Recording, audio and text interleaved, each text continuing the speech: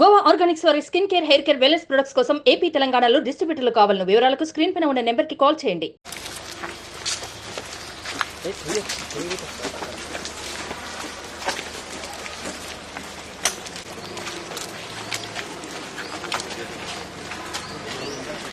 వెనక చూసి brother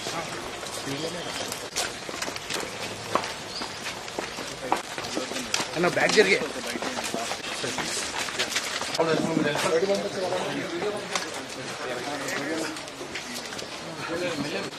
please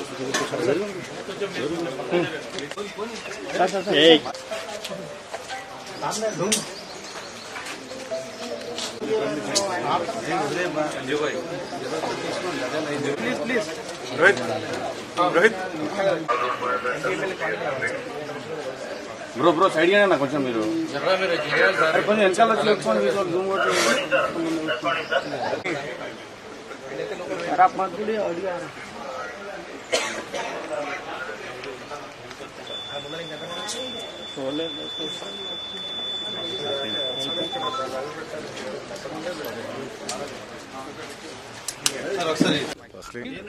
please cost your vote responsibly.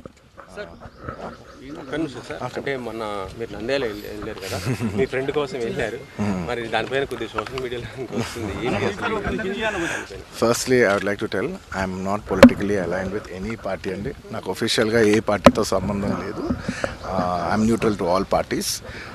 నా అనే వ్యక్తులు ఏ పార్టీలో ఉన్నా పార్టీకి సంబంధం లేకుండా నేను వ్యక్తిగతంగా వాళ్ళకి నా సపోర్ట్ ఇస్తాను.